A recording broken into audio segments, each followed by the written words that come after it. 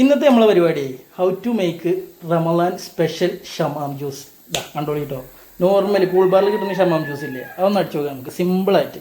Just ഒരൊറ്റ minute. നമുക്കിന്ന് കിട്ടിയ ഷമാമ ചെറിയ ഷമാമാണ്. അതുകൊണ്ട് ജസ്റ്റ് ഒരു 3 ജ്യൂസ് നമുക്ക് അടിക്കാം. അതായത് ഈ 300ന്റെ ഗ്ലാസിൻ്റെ അളവാണ് ഞാൻ പറയണത്. കടയിൽ കിട്ടുന്ന ആ ഒരു ടേസ്റ്റ് അടിക്കണം എന്നുണ്ടെങ്കിൽ ആദ്യം തന്നെ അതിൻ്റെ തൊലിയും കാര്യങ്ങളൊക്കെ കളഞ്ഞ് പിന്നെ അതിലേക്ക് നമ്മൾ പാല് കൂട്ടിയിട്ട് അടിച്ചിട്ടുണ്ട്. 2 വിധത്തിൽ അടിക്കാം. വെള്ളം കൂട്ടി പാല് കൂട്ടിയാണ്ട്.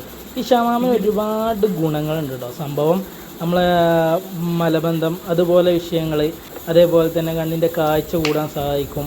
പിന്നെ അതേപോലെ തന്നെ ഈ ഒരു നിർജ്ജലീകരണം ഉണ്ടല്ലോ, വെള്ളം ഇല്ലാത്ത അവസ്ഥ, ഈ റമദാൻ മാസത്തിലൊക്കെ നല്ല സാധനമാണ് ഈ ഒരു സാധനം വെള്ളത്തിൽ അടിച്ച് കുടിക്കുന്നത്.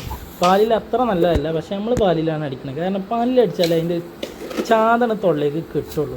അപ്പോൾ നിങ്ങളും കടയിൽ നിന്നാണെന്നുണ്ടെങ്കിൽ പാല് കുടിക്കുമ്പോഴായിരിക്കും അതിൻ്റെ ഷമാമിൻ്റെ നല്ലൊരു ടേസ്റ്റ് നമുക്ക് കിട്ടുള്ളൂ കേട്ടോ. അപ്പോൾ അതിക്ക് നല്ല കട്ടപ്പാൽ, അമൃതൻ്റെ കട്ടപ്പാൽ ഉണ്ടായിരുന്നു, അത് ഒരു പാക്ക് കൂട്ടി ഒരു ഗ്ലാസ് വെള്ളം. അപ്പോൾ എത്രയായി? ഒരു 600 ml ആയിട്ടുണ്ടാകും. പിന്നെ ഷമാമൂടിയും കൂടുമ്പോൾ ഏകദേശം ഒരു 900 ml, 3 ഗ്ലാസ് ജ്യൂസ് നമുക്ക് കിട്ടും.